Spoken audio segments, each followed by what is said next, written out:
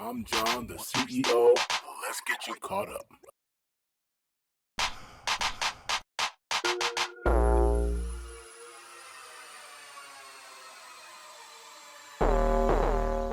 Revisiting the billion-dollar black hair and beauty industry problem.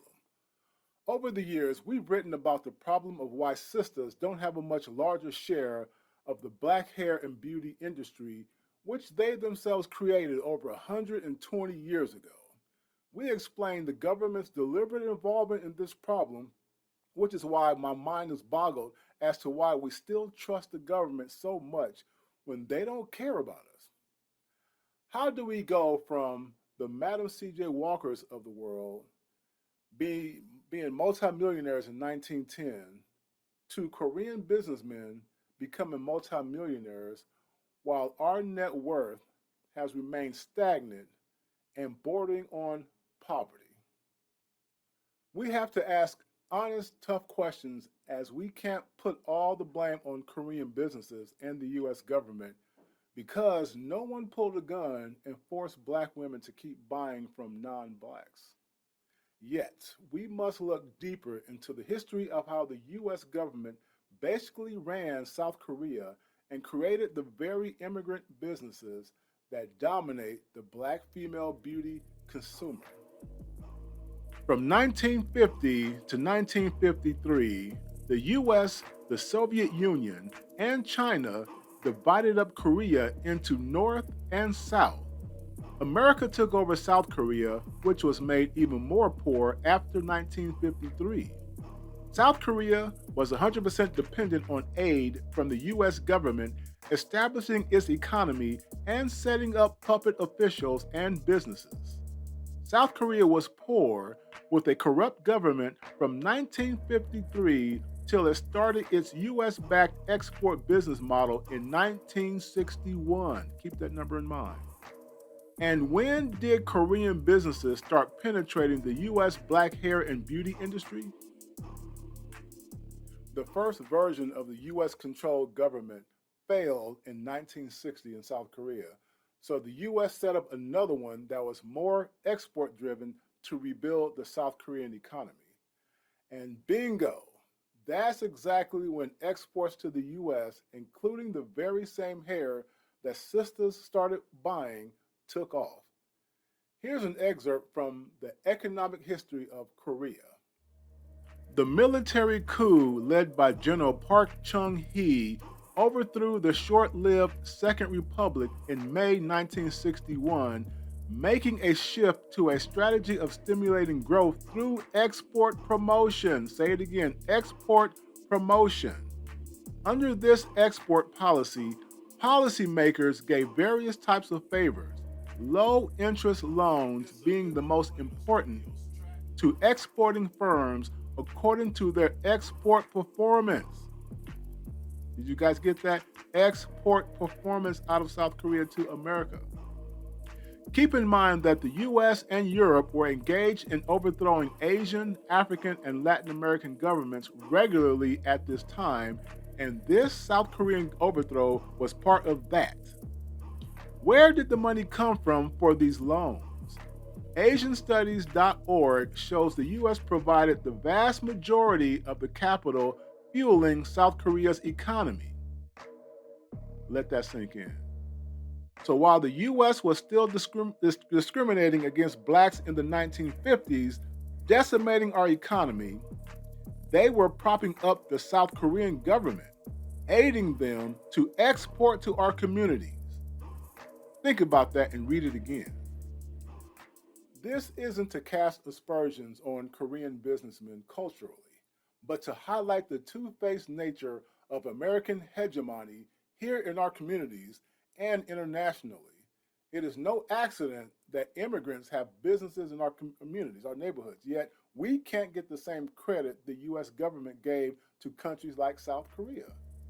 While the very same American infrastructure redlined our neighborhoods from receiving capital and bulldozed our communities in favor of the new federal highway system of the 1950s and 60s, they were handing out money to the Korean government to loan to their businessmen. Say that again. They were giving out money to the Korean government to loan to their businessmen. Part of those exports, which were needed to help rebuild South Korea, went to Korean immigrant businesses in black neighborhoods. That's why they fought so hard to protect and expand their stranglehold in our communities. Now, we can't really fault them for doing what businesses do, which is not always rooted in fairness. There's no fair here. I mean, fair is a fantasy, business is war. And decade after decade, including the current decade, we keep seeing stories nationwide of black customers experiencing verbal and physical assaults at the hand of non black business owners serving our communities.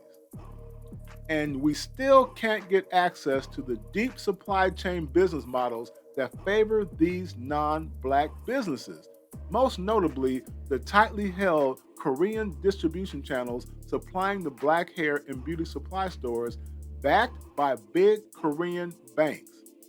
Now, you know, we don't have big banks, do we? Of course not.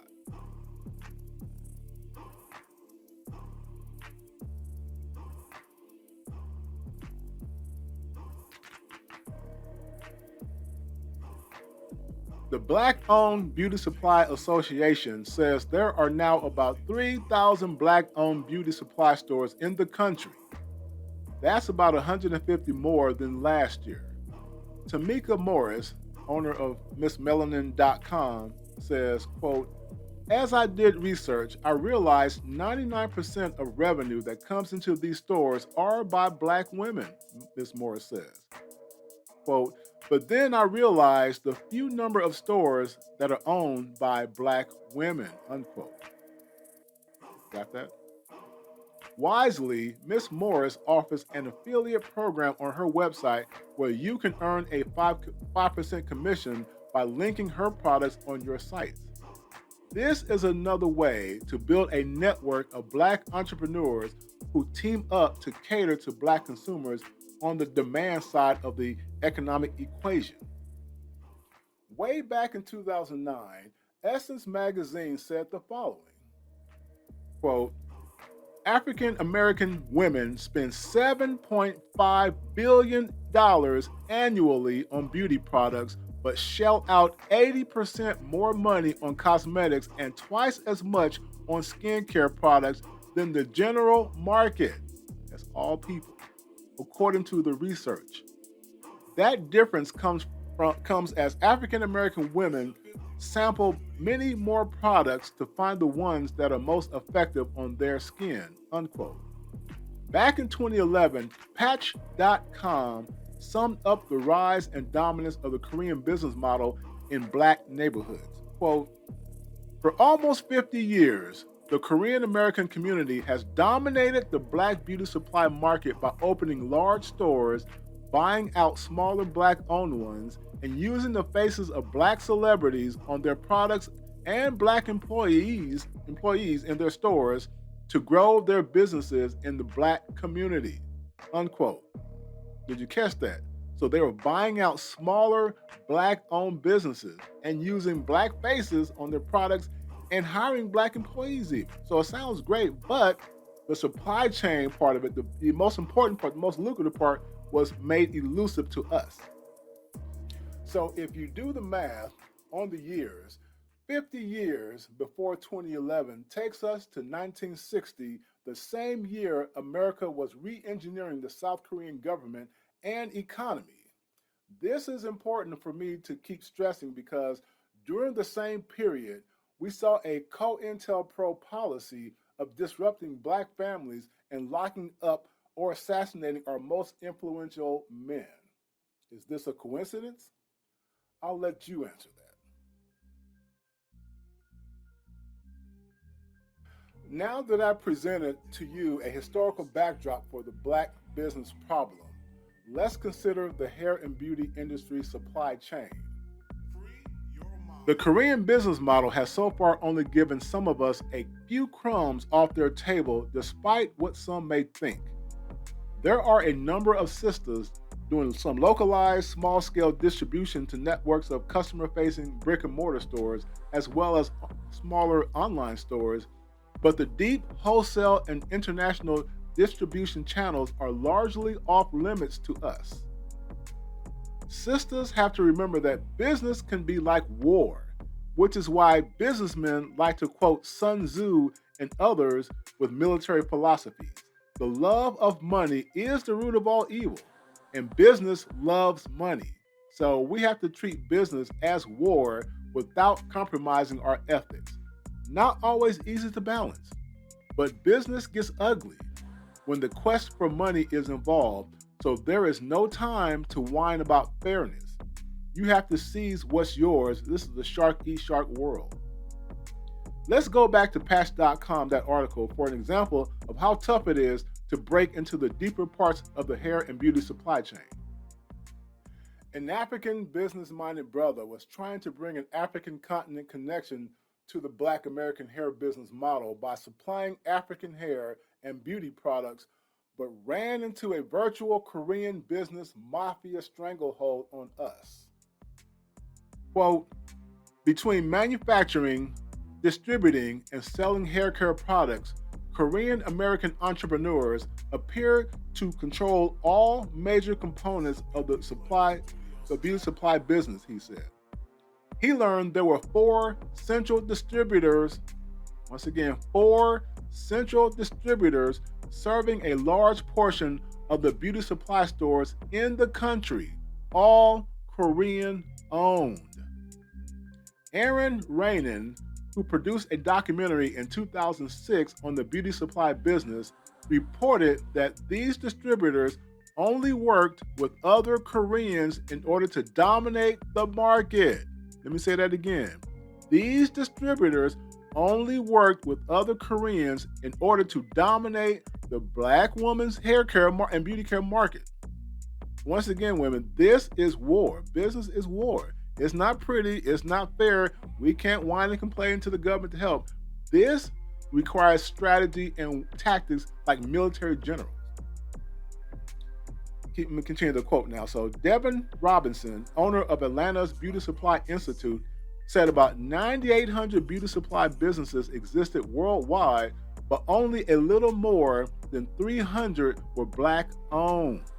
So there's a little discrepancy between this one and the Beauty Supply Association's stats I said earlier. But you get the picture, 9,000 to 10,000 beauty supply businesses nationwide, and only a fraction belong to us. So we got to change that equation, obviously. Let me continue the quote again. So the Koreans strategically made it harder for us to get into the business. They have the supplies the customers want, Robinson said. They sell it to us at higher prices, or if they deliver the products to very late to Black-owned stores. Sometimes they don't allow orders from us at all.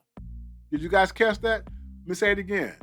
They sell it to us at higher prices, or they deliver the products late to the Black-owned stores.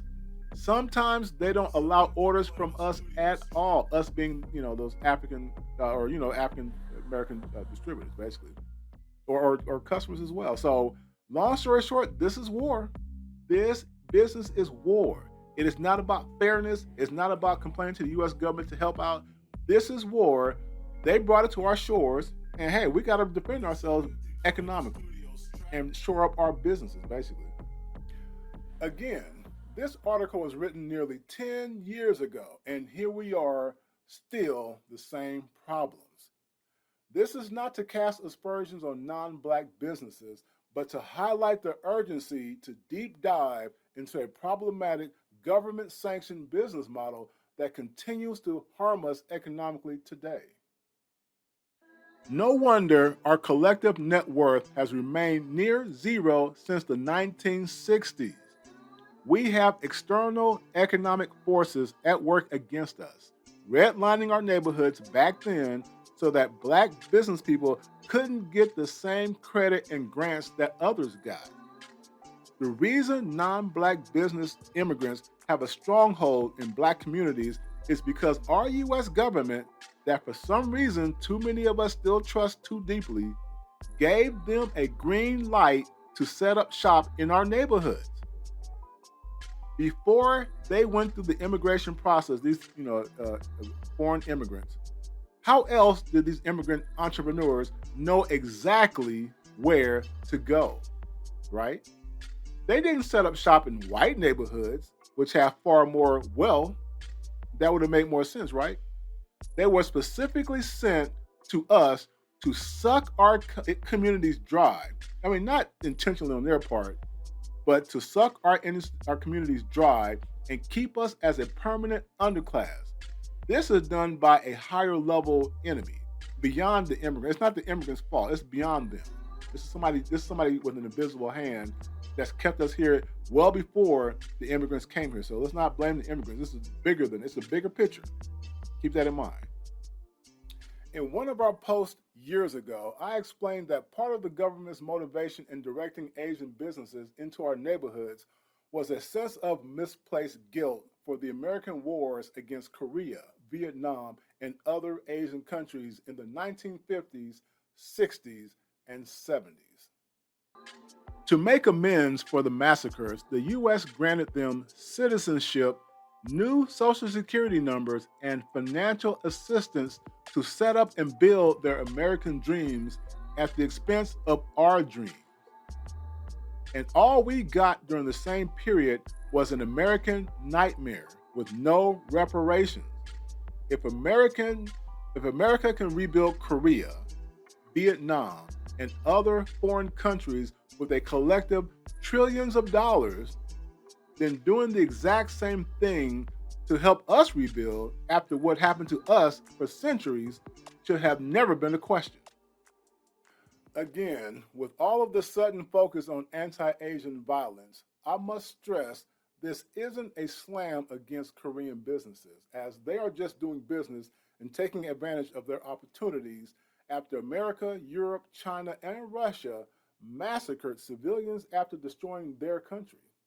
But Black America has suffered its share of massacres as well.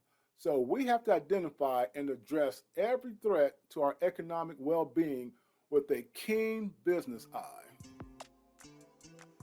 As stated, the Korean business problem in Black America started in the 1960s, the same time we gave all our political power to one party. Now, I'm politically independent, so I don't want somebody to say I'm, Republican, Democrat, or whatever. I'm none of that stuff. I'm bigger than brainwashing, trust me.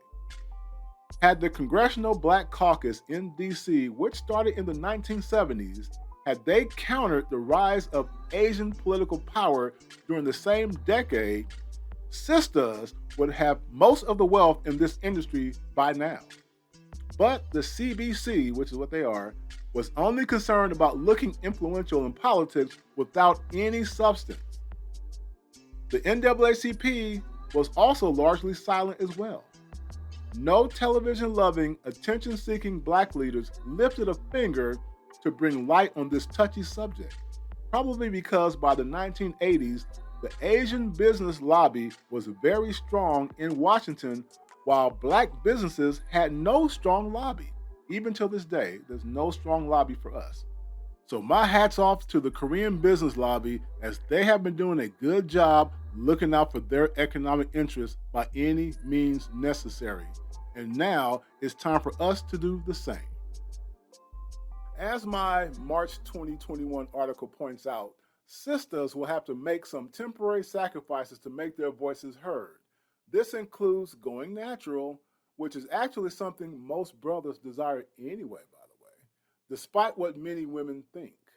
The media wants you to think otherwise, but making the switch to natural will take years. So in the meantime, we have to make those dollars holla by withholding money and joining groups like the Black-owned Beauty Supply Association and Atlanta's Beauty Supply Institute. We can influence heavily on the side of demand, on our demand side. Basic economics for capitalist countries is to meet demand with supply in a profitable way. If we can't immediately control the supply chain, then let's control the demand chain.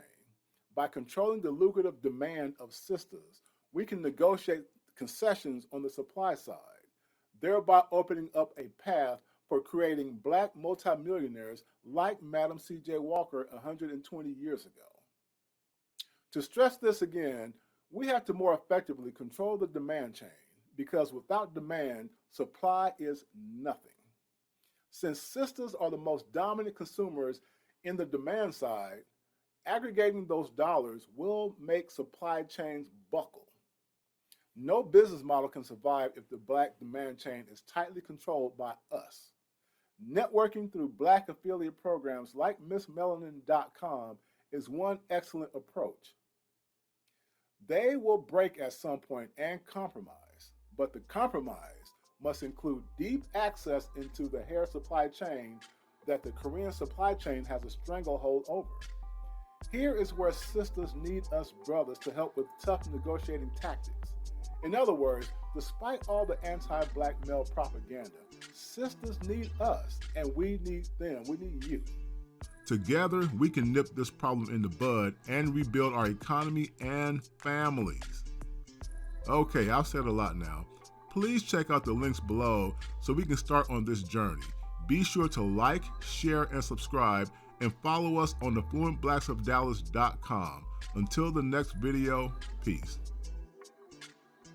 I'm John, the CEO of affluentblacksofdallas.com. Thank you.